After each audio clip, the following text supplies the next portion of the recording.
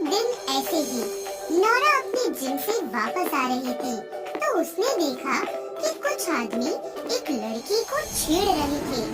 वो उसे बचाने के लिए वहाँ जाती है और उन लड़कों से बोलती है, लड़की को अकेला समझकर उसे छेड़ना शुरू कर दिया।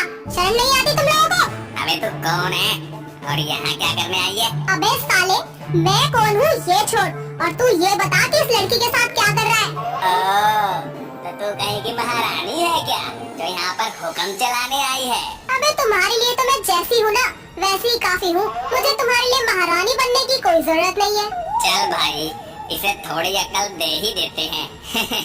हाँ भाई, तू सही कह रहा है। इसकी जुबान बहुत तेज चल रही है। इसको सबक सिखा ही देते हैं। अच्छा बेटा, मुझे अकल दोगे तुम दोनों? अभी बताती हूँ, रुको जरा। इसके बाद नोरा उन दोनों लड़कों को बहुत धोती है और फिर वो वहाँ से भाग जाते हैं। फिर नोरा उस लड़की से उसके बारे में पूछती है, तुम ठीक हो? वैसे तुम्हारा नाम क्या है? जी मेरा नाम मीरा है और मैं बिल्कुल ठीक हूँ। Thank you so much. अगर आज आप ना होती तो न जाने मेरे साथ। आपका बहुत बहुत शुक्रिया। नहीं मीरा, ऐसा बिल्कुल भी नहीं है और तुम ऐसा बिल्कुल मत सोचो। और अगर तुम उन दोनों को उनकी औकात पहले ही दिखा देती ना तो मुझे तुम्हारी मदद करने के लिए शायद आना ही ना पड़ता। जी आप बिल्कुल सही कह रही हो, पर मैं आपकी जितनी स्ट्रॉन्ग नहीं हूँ। अरे मैंने आपका नाम तो पूछा ही नहीं। हाय, आई एम नोरा। और जो तुम स्ट्रॉन्ग होने की बात कर रही हो ना वो सरासर गलत है। स्ट्रॉन्ग इंसान अंदर से होता है, ना कि बाहर से।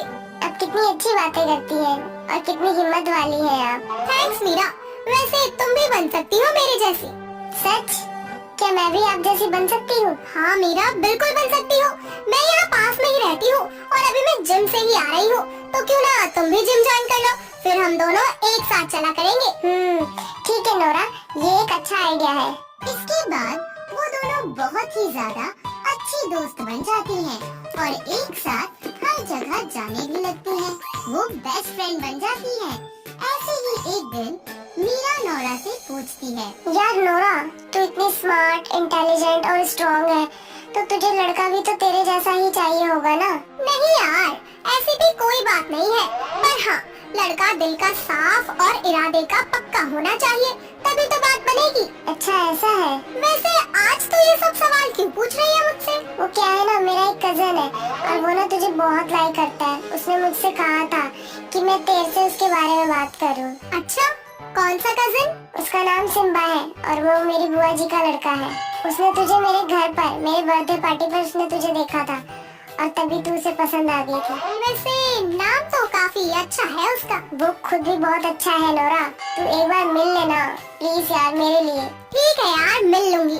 तेरे लिए मैं इतना तो कर ही सकती हूँ। और हाँ, अगर वो मुझे पसंद नहीं आया तो मैं तुझे वैसे ही बोल दूंगी। ठीक है, बट आई एम 100% श्योर कि वो तुझे जरूर पसंद आ जाएगा। हाँ हाँ ठीक है मेरी माँ। इसके कुछ दिनों बाद मीरा नोरा और सिम्बा को एक साथ बाहर घूमने के लिए भेज देती है। फिर सिम्बा उससे अपने दिल की बात कहता है। हाय नोरा, तुम्हें मेरी बहन ने बताया होगा मेरे बारे में। Hello Simba. हाँ बताया तो था। वैसे क्या क्या बता कर गई है? कुछ खास नहीं, बस यही कि तुम कितने अच्छे हो और तुम्हें क्या क्या पसंद है। तो क्या क्या पसंद है मुझे बताओ तो जरा। मैं पसंद हूँ तुम्हें, क्यों, है ना? अच्छा तो तुम्हें पता चल गया। हाँ मुझे सब पता है कि तुम मुझे लाइक करते हो। वैसे एक बात बताओ, तुमने मुझ में ऐसा क्या देख लिया जो तुम मुझसे इतना ज्यादा पसंद करने लगे? सब कुछ, आपकी अदाएं, आपका किसी से ना डरने वाला एटीट्यूड, एवरीथिंग। Oh really? जिंदगी बिताने के लिए ये सब काफी है क्या? मेरे लिए तो है। ऐसे ही बातें करते करते वो दोनों एक दूसरे के बेहद करीब आ जाते हैं और एक दूसरे को गले लगा लेते हैं, जिसके बाद वो दोनों एक दूसरे को किस करते हैं और साथ ही अपने बीच के इस रिश्ते को बहुत अच्छे से एंजॉय करते हैं। जिसके कुछ दिनों बाद वो दोनों शादी भी कर लेते हैं और अब वो एक अच्छी बहू की तरह सारी जिम्मेदारियां उठाने लगती हैं। साथ ही साथ अपने जिम का भी पूरा ख्याल रखती है। ऐसे ही एक दिन वो जिम जाने के लिए तैयार होती है। उसकी सास उससे कहती है, अरे बहू, ये तू दिन भर करती क्या रहती है? रोज रोज जिम जाकर तुझे कोई कुश्ती लड़नी है क्या? नो मॉम, मैं जिम सिर्फ इसलिए नहीं जाती क्योंकि मुझे किसी कंपटीशन में पार्टिसिपेट करना है, बल्कि मैं जिम इसीलिए जाती हूँ ताकि मैं फिट और एक्टिव रह सकूँ। तो तू घर में ही काम कर लिया करना, उससे ही फिट हो जाएगी तू। क्या? कैसी बातें कर रही हैं आप मॉम? मैं तो कहती हूँ कि आप भी मेरे साथ जिम चलिए। ए भगवान, ये क्या बोल रही है तू? और नहीं तो क्या, हम दोनों साथ चलेंगे और साथ में अपनी अपनी सेहत भी बनाएंगे। ऐसे ही वक्त बीतता जाता है। नौरा जिम में अब ज्यादा वक्त बिताने लगी थी और घर पर कम, जिसकी वजह से मधु को दिक्कत होने लगी थी। उसे घर के काम खुद ही करने पड़ते थे और भी कई सारी चीजें थी जिनकी वजह से मधु को काफी तकलीफ होने लगी थी। वो एक प्लान बनाती है जिससे वो नौरा का जिम जाना बंद करवा दे। तो वो कुछ गुंडों के पास जाती है और उनसे नौरा को डराने के लिए कहती है। गुंडे नौरा के जिम के रास्ते में जाकर खड़े हो जाते हैं। जब वो वापस आती है तो उसे घेर लेते हैं और उससे कहते हैं, आज जाने मन कहाँ जा रही हो इतनी मस्त बनकर? अरे कहाँ जाएगी, आना तो हमारे पास ही है। अरे कौन हो तुम लोग और मेरे पास क्या करने आए हो? अरे घबरा फूल के पास चूट जाता है, हम भी बस आपके पास आपकी खुशबू सूंघते सूंघते आ गए। अच्छा जी, तो तुम्हें खुशबू सूंघनी है तो चलो आओ मेरे पास। खुशबू क्या, पूरा का पूरा फूल ही दे देती हूँ तुम्हें, सिर्फ खुशबू का क्या फायदा। इसके बाद नौरा उन दोनों गुंडों को इतना धोती है कि उनकी हालत अधूरी हो जाती है। फिर नौरा उनसे पूछती है कि उन्हें इनके पास किसने भेजा था, तो वो बता देती है कि उसकी सास ने ही उन्हें भेजा था डराने के लिए। फिर नौरा अपनी सास से पूछती है, मॉम, आपने ऐसा क्यों किया? आपने मेरे पीछे गुंडे क्यों भेजे? अरे अरे अरे ताकि तू जिम जाना बंद कर दे। रोज रोज पूरा दिन जिम में बिता कर आ जाती है और घर का सारा काम मुझे बेचारी बढ़िया के सर आ जाता है। हाँ मॉम, अगर मैं जिम नहीं जाती तो उन गुंडों को कैसे पेलती?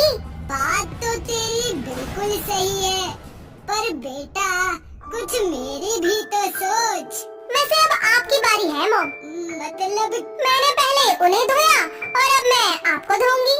अरे अरे अरे नहीं बहू, मुझे मत मारियो, वो तो बच भी गए लेकिन मैं नहीं बचूंगी। हे भगवान, बहू मुझे माफ कर दे। अरे मॉम, मजाक कर रही हूँ, डर क्यों रही है आप इतना? अरे अरे बहू, ऐसा मजाक मत करा कर, मेरी जान हलक के बाहर आ जाती है। नहीं नहीं मॉम, ऐसे कैसे आप ऊपर निकल लेंगी? अभी तो मुझे आपके साथ बहुत कुछ करना है। मतलब क्या है तेरा कि बहुत कुछ करना है? हाँ चिल मॉम, डोंट वरी, कुछ ज्यादा नहीं करूँगी मैं आपके साथ। तू चिल करने के लिए कह रही है, यहाँ मेरी हालत खराब हो रही है। सिर्फ एक शर्त पर कुछ भी नहीं करूँगी मैं आपके साथ। अगर आप मुझसे वादा करो कि आप भी मेरे साथ रोजाना जिम चलोगी। मैं वादा करती हूँ, तू जैसा कहेगी मैं वैसा करूँगी। और हाँ, अब मुझे समझ आ गया है, हम दोनों साथ में जिम जाएंगे, कसरत करेंगे। इसके बाद मधु नौरा को जिम जाने के लिए कभी मना नहीं करती और नौरा भी अब जिम में कम समय बिताया करती है और घर में अपनी सास के काम में ज्यादा ध्यान देती है।